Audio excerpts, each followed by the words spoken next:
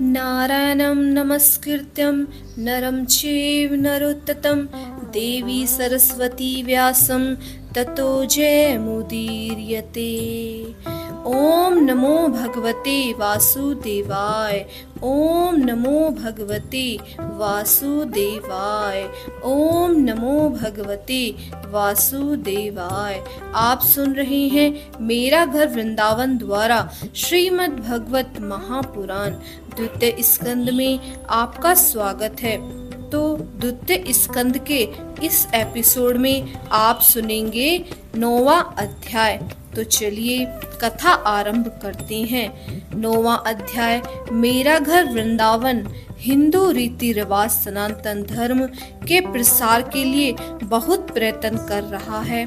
इस यात्रा में अब हमें आप सभी के सहयोग की और अधिक आवश्यकता है ताकि हम अपने वेदों, पुराणों, उपनिषदों और शास्त्रों आदि का ऑडियो बुक के रूप में पुनः संकलन कर आने वाली पीढ़ियों के लिए इन्हें संरक्षित कर सकें। तो आइए इस बेहद कार्य को साकार करने हेतु हम सभी साथ मिलकर इस जिम्मेदारी को निभाते हैं। इस शुभ कार्य में आपसे निवेदन है कि हमारे चैनल को सब्सक्राइब कर लें। तो आइए प्रिय भक्तजनों 9वां अध्याय प्रारंभ करते हैं। ब्रह्मा जी का भगवत धाम दर्शन और भगवान के द्वारा उन्हें चतुह श्लोक की भागवत का उपदेश। श्री सुखदेव जी ने कहा, परीक्षित, जैसे स्वप्न में देखे जाने वाले पदार्थों के साथ उसे देखने वाले का कोई संबंध नहीं होता, वैसे ही देह आदि से अतीत अनुभव से रूप आत्मा का माया के बिना दृश्य पदार्थों के साथ कोई संबंध नहीं होता। विविध रूप वाली माया के कारण वह विविध रूप वाला प्रतीत होता है और जब उसके गुणों में रम जाता है तब यह मैं हूँ, यह मेरा है, इस प्रकार मानने लगता है। किंतु जब यह गुणों को क्षुब्ध करने वाले काल और मोह उत्पन्न करने वाली माया इन दोनों से परे अपने अनंत है स्वरूप में मोह रहित होकर रमन करने लगता है, आत्मा राम हो जाता है, तब यह मैं मेरा का भाव छोड़कर पूर्ण उदासीन गुणातीत हो जाता है।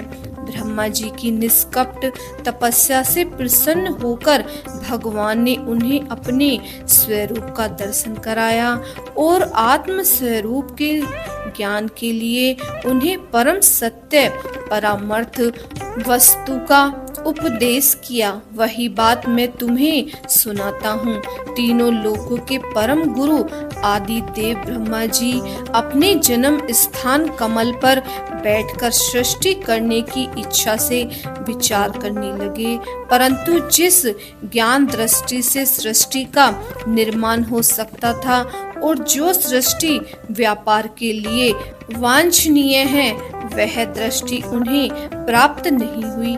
एक दिन वे यही चिंता कर रहे थे कि प्रलय के समुद्र में उन्होंने व्यंजनों के 16वें एवं 21वें अक्षर त तथा पा को तप तप तप करो इस प्रकार 2 बार सुना।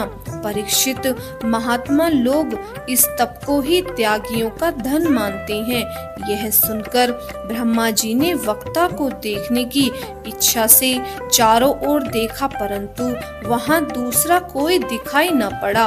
वे अपने कमल पर बैठ गए और मुझे तप करने की प्रत्यक्ष आज्ञा मिली है ऐसा निश्चय कर और उसमें अपना हित समझकर उन्होंने अपने मन को तपस्या में लगा लिया। ब्रह्मा जी तपस्वियों में सबसे बड़े तपस्वी हैं, उनका ज्ञान अमोघ है। उन्होंने उस समय एक सहस्र दिव्य वर्ष पर्यंत एकाग्रचित्त से अपने प्राण, मन, कर्मेंद्रियां और ज्ञानेंद्रियों को वश में करके ऐसी तपस्या की जिसमें वे समस्त लोकों को प्रकाशित करने में समर्थ हो सके। उनकी तपस्या से प्रसन्न होकर भगवान ने उन्हें अपना वह लोक दिखाया जो सबसे श्रेष्ठ है और जिससे परे कोई दूसरा लोक नहीं है। उस लोक में किसी भी प्रकार के कलेश, मोह और भय नहीं है। जिन्हें कभी एक बार भी उनके दर्शन का सौभाग्य प्राप्त हुआ है, वे देवता बार बार उसकी स्तुति करते रहते हैं। वहाँ रजोगुण, तमोगुण और इनसे मिला हुआ सत्वगुण भी नहीं है। वहाँ न काल की दाल गलती है और न माया ही कदम रख सकती है। फिर माया के बाल बच्चे तो जा ही कैसे सकते हैं। वहाँ भगवान के वे पार्षद निवास करते हैं जिनका पूजन देवता और दैत्य दोनों ही करते हैं। उनका उज्जवल अभाव से युक्त श्याम शरीर, सतदल कमल के समान कोमल नेत्र और पीले रंगों के वस्त्र से शोभायमान है। अंग अंग से राशि राशि सौंदर्य बिखरता रहता है। वे कोमलता की मूर्ति हैं। सभी के चार चार भुजाएं हैं। वे स्वयं तो अत्यंत तेजस्वी ही हैं। मणि जटी सुवर्ण के प्रभाव में आभूषण भी धारण किए रहते हैं। उनकी छवि मूंगे वे दूर्य मणि और कमल के उज्जवल तंतु के समान है। उनके कान में कुंडल, मस्तक पर मुकुट और कंठ में मालाएं सुशोभित और कंठ में मालाएं शोभायमान हैं। जिस प्रकार आकाश में बिजली सहित बादलों से शोभायमान होता है, वैसे ही वह लोक मनोहर कामनियों की कांति से युक्त महात्माओं के दिव्य तेजियों में विमानों से स्थान स्थान पर सुशोभित होता रहता है। उस वैकुंठ लोक में लक्ष्मी जी सुंदर रूप धारण करके अपनी विविध विभूतियों के द्वारा भगवान के चरण कमलों की अनेकों प्रकार से सेवा करती रहती हैं। कभी कभी जब वे झूले पर बैठकर अपने प्रियतम भगवान की लीलाओं का गायन करने लगती हैं, तब उनके सौंदर्य और सुरभि से उन्मत्त होकर भोरे स्वयं उन लक्ष्मी जी का गुणगान करने लगते हैं। ब्रह्मा जी ने देखा कि उस दिव्य लोक में समस्त भक्तों के रक्षक लक्ष्मीपति, यज्ञपति एवं विश्वपति भगवान विराजमान है। सुनंदन, नंद, प्रबल और अहर्ण आदि मुख्य मुख्य पार्षदगण उन प्रभु की सेवा कर रहे हैं।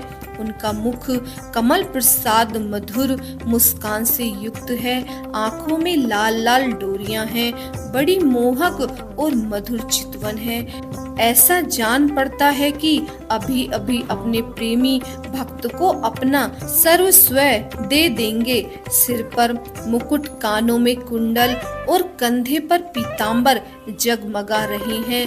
वक्ष स्थल पर एक सुनहरी रेखा के रूप में श्री लक्ष्मी जी विराजमान हैं और सुंदर चार भुजाएं हैं। वे एक सर्वोत्तम और बहुमूल्य आसन पर विराजमान हैं।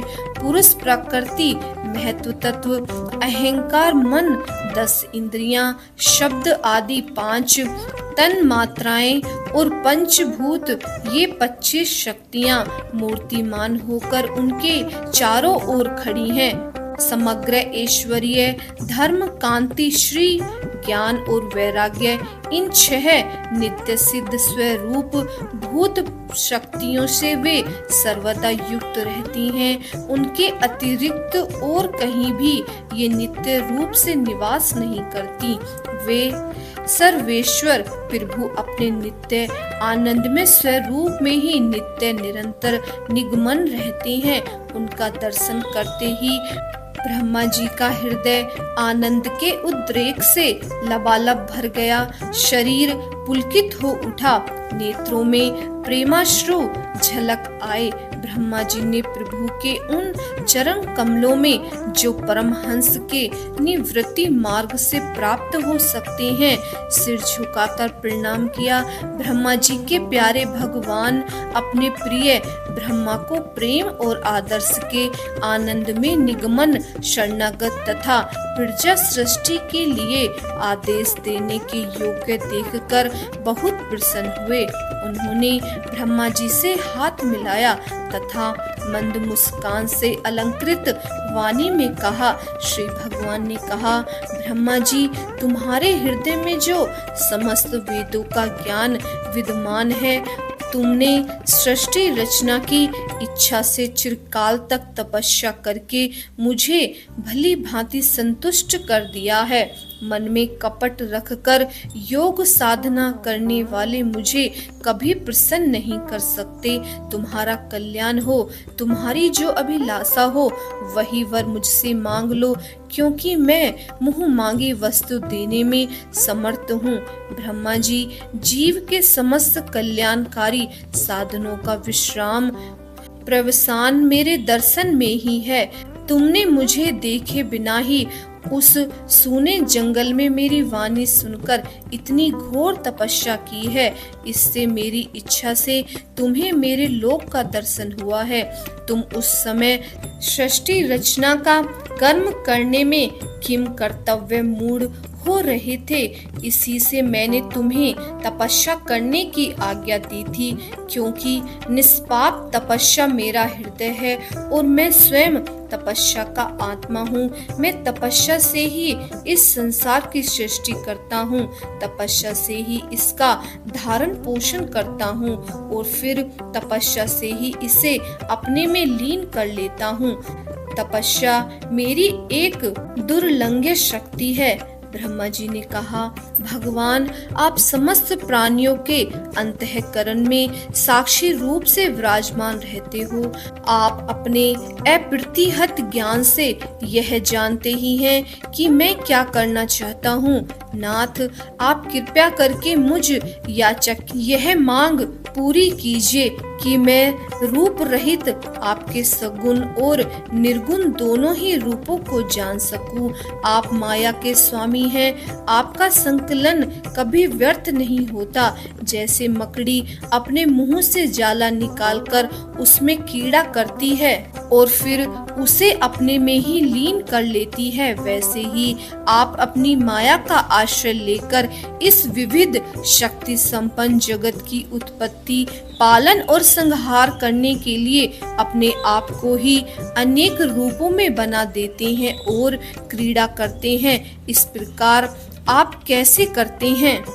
इस मर्म को मैं जान सकूं, ऐसा ज्ञान आप मुझे दीजिए। आप मुझ पर ऐसी कृपा कीजिए कि मैं सजग रहकर सावधानी से आपकी आज्ञा का पालन कर सकूं और सृष्टि की रचना करते समय भी कर्तापन आदि के अभिमान से बंध न जाऊं। प्रभु, आपने एक मित्र के समान हाथ पकड़कर मुझे अपना मित्र स्वीकार किया है।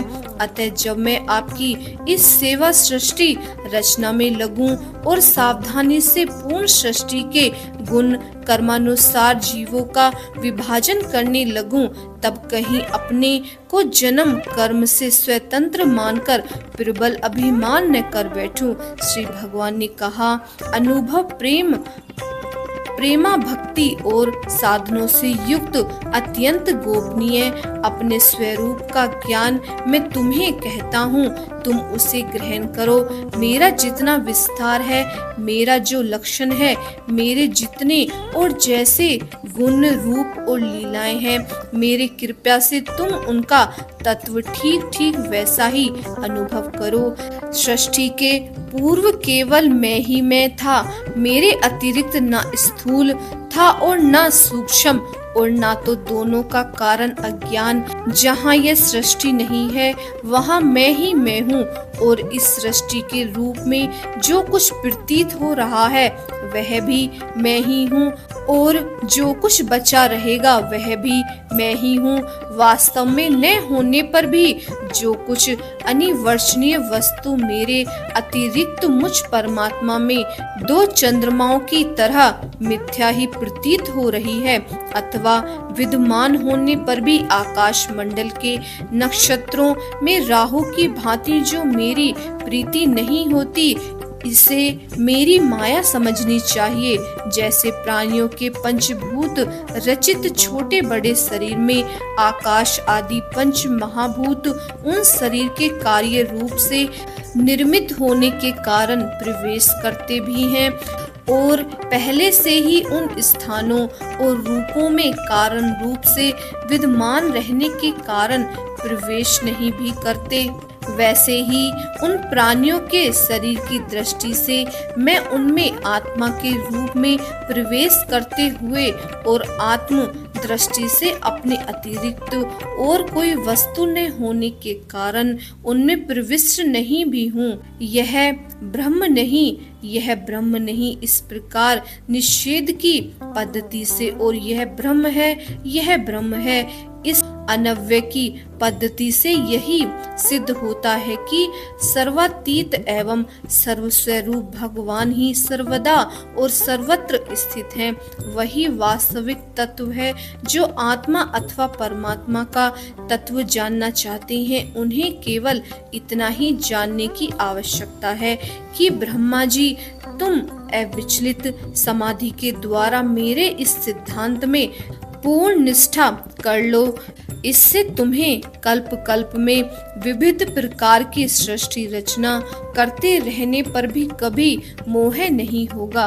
श्री सुखदेव जी कहते हैं, लोक पितामह ब्रह्मा जी को इस प्रकार उपदेश देकर अजन्मा भगवान ने उनके देखते ही देखते अपने उस स्वरूप को छिपा लिया। जब सर्वभूत स्वरूप ब्रह्मा जी ने देखा कि भगवान ने अपने इंद्रिय गोचर स्वरूप को हमारे नेत्रों के सामने से हटा लिया है, तब उन्होंने आंजलि बांधकर उन्हें प्रणाम किया और पहले कल्प में जैसी सृष्टि थी उसी रूप में इस विश्व की रचना की। एक बार धर्मपति प्रजापति ब्रह्मा जी ने सारी जनता का कल्याण हो अपने इस स्वार्थ की पूर्ति के लिए विविध पूर्वक यम नियमों को धारण किया। उस समय उनके पुत्रों में सबसे अधिक प्रिय परम भक्त देवऋषि नारद ने मायापति भगवान की माया का तत्व जानने की इच्छा से बड़े संयम विनय और सौम्यता से अनुगत होकर उनकी सेवा की और उन्होंने सेवा से ब्रह्मा जी को बहुत ही संतुष्ट कर लिया। परीक्षित, जब देवऋषि नारद ने देखा कि मेरे लोक पितामह पिताजी मुझ पर प्रसन्न हैं, तब उन्होंने उनसे यही प्रश्न किया कि जो तुम मुझसे कर रहे हो। उनके प्रश्न से ब्रह्मा जी और भी प्रसन्न हुए। फिर उन्होंने यह 10 लक्षण वाला भगवत पुराण अपने पुत्र नारद को सुनाया, जिसका स्वयं भगवान ने उन्हें उपदेश किया था। परीक्षित, जिस समय मेरे परम तेजस्वी पिता सरस्वती के तट पर बैठकर परमात्मा के ध्यान में मगन थे, उस समय देव ऋषि नारद ने वही भागवत उन्हें सुनाया। तुमने मुझसे जो यह प्रश्न किया है कि विराट पुरुष से इस जगत की उत्पत्ति कैसे हुई, तथा दूसरे भी जो बहुत से प्रश्न किए हैं, उन सब का उत्तर उसी भागवत पुराण के स्वरूप में देता हूँ। ओम नमो भगवते वासुदेवाय। ओम नमो भगवते वासुदेवाय। ओम नमो भगवते वासुदेवाय। अध्याय समाप्त।